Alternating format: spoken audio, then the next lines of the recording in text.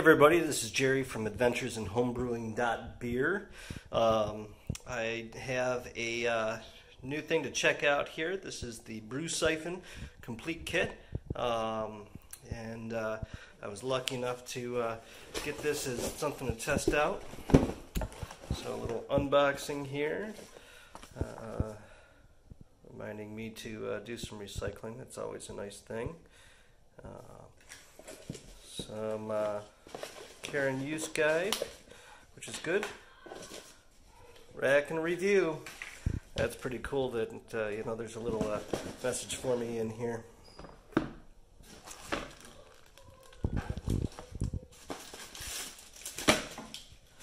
we've got a good amount of silicone tubing, a couple extra brushes, and then the BrewSSSiphon itself. It looks like it's going to have to be. So this is the BrewSSSiphon itself. It's a heavy-duty stainless steel. So coming out of the wrapper.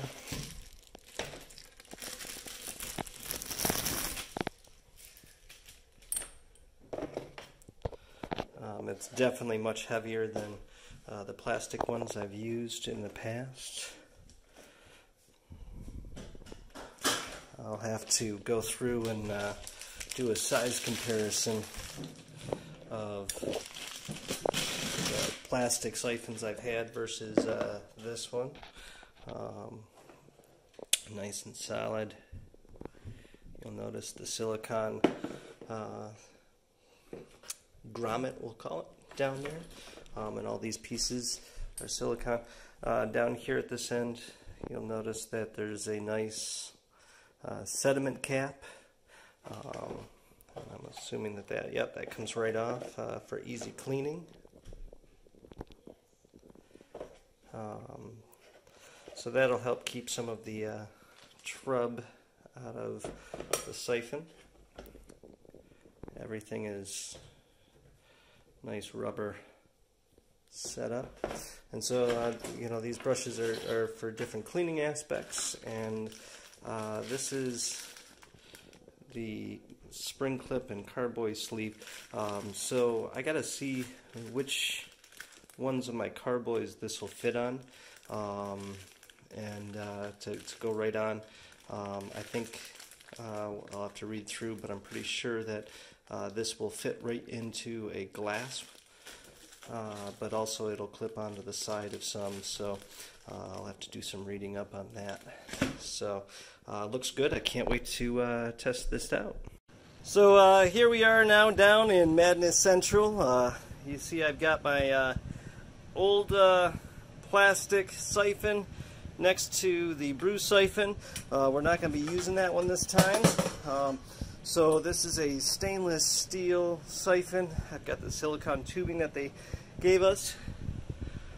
Here we've got the rye double IPA, and we're going to be putting it into that fermenter before it gets set up for a little heated fermenter.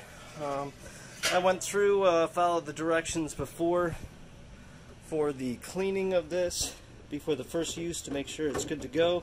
I've gone through and sanitized my fermenter, and so now you can see the fermenter there. So we'll use this as a little bit of a timer from start to finish. So here we go with the BrewSSSiphon.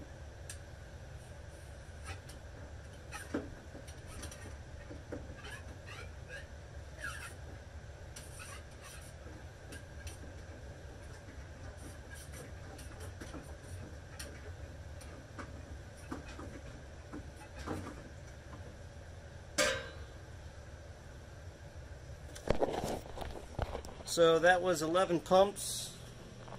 See, I've got a nice amount going in now. That's dropped all the way down to the bottom. So there's going to be a little bit of trub down there. That's something I can filter out later with a bouncer.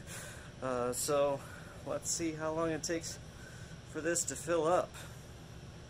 That was 11 pumps of the siphon. It wasn't even full pumps, but 11 pumps total.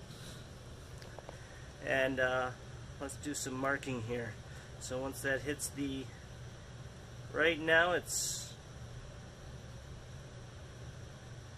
just hit the 1st gallon mark. We're on our way to the 2nd gallon mark. So it started 2 minutes and 12 seconds into this part of the video. So we can see just how fast this is doing for a gallon. So we'll focus in on that progress. And I started counting as soon as it hit the bottom mark of the gallon. So we're going to ignore those bubbles there. But we're going to pay close attention to when it hits the bottom part with the liquid. There's the bubbles. Okay, that's at 48 seconds for a gallon. Moving this rye double IPA. So you can see it's chugging along, and like I said, this is the silicone tubing that was provided with the BrewSSiphon. So this is stainless steel. There's some silicone parts there, super sturdy. So I brought this down to just below 100 degrees for the transfer, because I'm going to be using some Kvike yeast. And so at 100 degrees, I'm not going to feel a temperature here. I can feel a little bit of heat, not a ton, not where I can't put my hand on it or anything. We're at a minute and a half since I started paying attention to that gallon, and we just passed another gallon mark. So what did I say, it was 48 seconds for a gallon, and we're still keeping a pretty good pace. You see that's a pretty nice and milky colored wort. It's got about 12 pounds of Pilsner, a pound of honey, and 2 pounds of flaked rye in there for this double IPA. When I was boiling it, it had an ounce of bittering hops, and then 2 ounces at 10 minutes, and then another 3 ounces at flame out before I put in the triple immersion chiller from Cuss. And when I did that, I dropped the temperature 100 degrees, just like that. So my knockout hops really didn't have a lot of contact time overall, less than what I would have had otherwise. But I thought it was important to put everything along the way. So it sounds like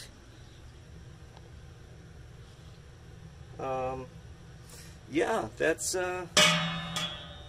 down as far as that can go.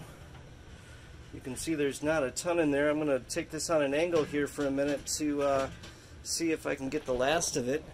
So we're going to set this up this way.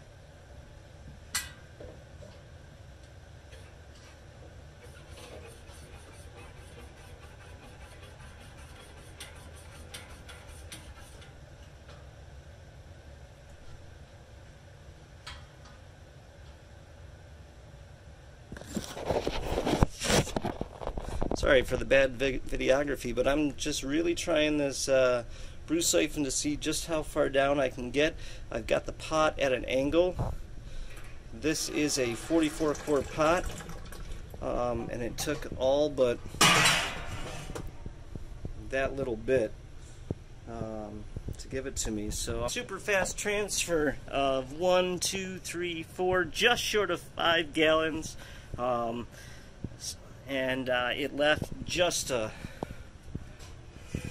dregs down there, not a lot. I know that some stuff probably got siphoned up through, but we'll filter that out on the other end with the bouncer. But now it's time to prep this for a little bit of yeast and give it some heat with that Kvike yeast and have it ready in about a week. Thanks a lot. Hey everybody, this is Jerry from adventuresinhomebrewing.beer. I'm about ready to use the BrewSSiphon for the second time. This time it's going to be when I'm going through and moving it from the fermenter down to my keg. Last time I was so excited to use the BrewSSiphon that I totally forgot to use the clip. So this time we're going to get the clip going, and what that's going to do is that's going to allow me to basically just clip it right onto the carboy, so then that way it will hold still and it'll give me one-hand operation. So we're going to get some tubing set up and give things a quick spray down with some sanitizer, and then we'll get moving some stuff with the BrewSSSiphon. So I got the spring clip hooked up. You can see it's clipped right onto the side of my carboy. So now the siphon becomes a one-hand operation, which is a great thing. So we're going to get rolling with this, and we're going to move that a little bit just to kind of get it going. I'm going to switch hands here because I'm right-handed. So I'm going to get this up a little bit, priming that pump. And 1, 2, already got some movement going, 3, and we are flowing. So one thing different with the silicone tubing is you can see that beer is flowing, but with the regular tubing you can see if chunks are coming through. This time I didn't hook up a bouncer or anything because I wanted to kind of get an idea of the flow rate, but I'm going to go through and kind of point out. So right now it's at the top of moving almost a gallon, so this way we'll get an accurate reading of how long it takes to hit the next gallon mark. That was only a couple pushes that I gave it, so it's not like I had to really pump it like sometimes I felt like I had to with the regular plastic siphon that I was using.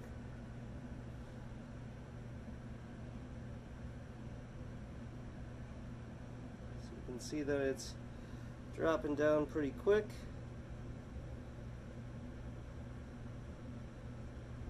And there we go, there's another gallon, so that's the mark. As a side note, with the spring clip that allows me to do this without holding it, I measured it so it hit right basically at the bottom of the fermenter, right above the trub line, to help me get a cleaner go at it. So I was thinking about why was this going so much faster than my other siphon, and then I realized my other siphon's a 3/8 and this is a 1/2 inch. So that difference in size really does make a very big difference on the rate of the siphon. So here it is, it's going along, still plugging. So this is a double rye IPA that use the Kvike yeast for. You can see that that siphon is just sucking it right down. Some things I noticed when I was cleaning it: very easy to take apart. Love all the silicone parts. If I needed to, I could put those silicone parts into heat to sanitize them that way. But I just took everything apart. There were included brushes that I could use to clean things out. And then reassembly was easy. The directions were right there to help me out with that. So here we go. We're still chugging along. So this is great. I can say I wonder what took me so long for this. So I'm gonna pause this and kind of lean the fermenter a little bit so I can get as much of the wort through without the trub at the bottom as possible, and then we'll come back.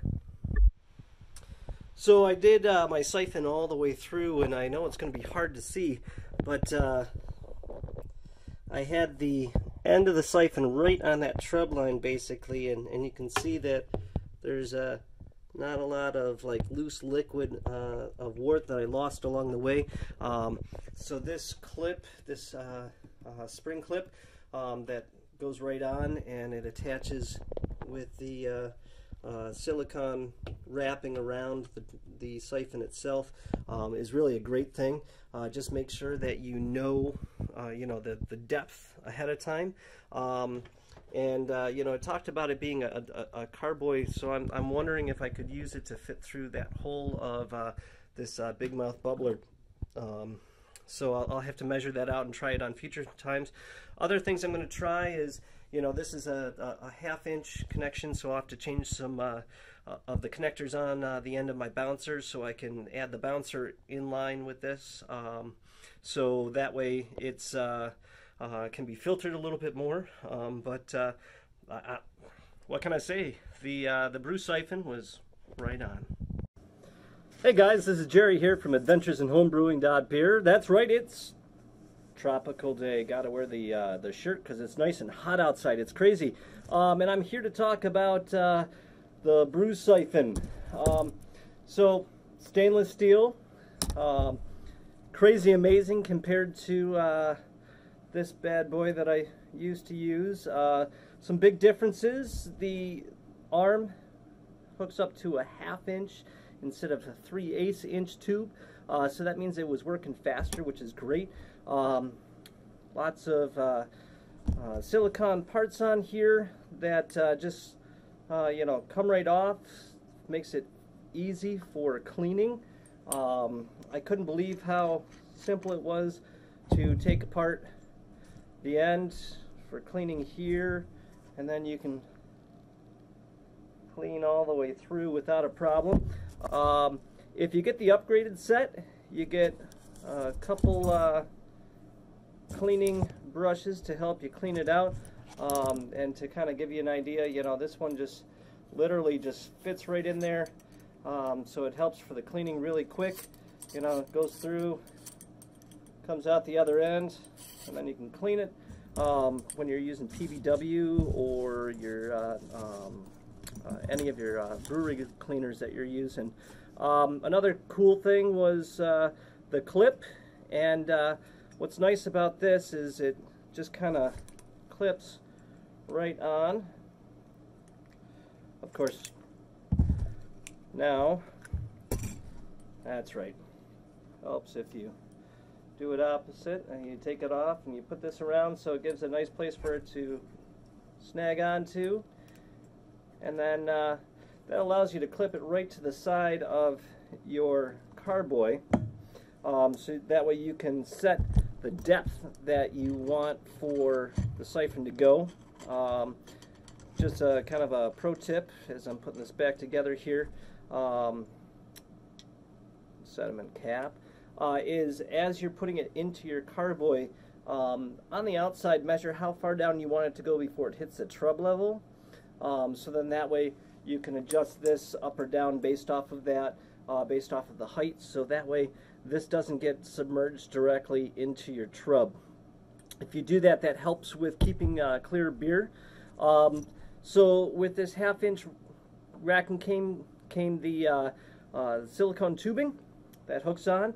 I plan to hook it up to my filtration unit, the bouncer, later on, but the first time I didn't do it at all, and I was able to move a gallon in roughly 48 seconds from my main fermenting vessel into my keg when I was moving it over, which is just absolutely amazing. I think about the fact of, with this plastic one, how many of these I've gone through. I've broken the racking arm I don't know how many times, and I've lost sediment caps and things like that. So knowing that I've got this stainless steel, I'm not going to be breaking this anytime soon. So yeah, there is a difference in price when you look at the BrewSSSiphon versus other siphons, but I would definitely recommend going for one of these and spending a little bit extra, because it's the little things that in the long run make a big difference. This will help take off some of your time. It's not going to make a huge difference in your brew day, but it's going to make enough of a difference that it makes it definitely worth it. So look into this. This is something that I love, the fact of how easy it is to clean and set it up, and because keeping it clean is such an important thing. These little brushes, they reach right inside, so you can get all the little angles in there, and you can kind of turn it a little bit.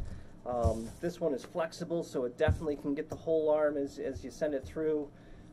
It's really easy, you know, as I'm talking, and bloop, there it is. So cleaning with this is super easy. Helps you keep a very sanitary brewing process. So Adventures in Homebrewing.beer says the BrewSSiphon gets 2 thumbs up. Thanks a lot.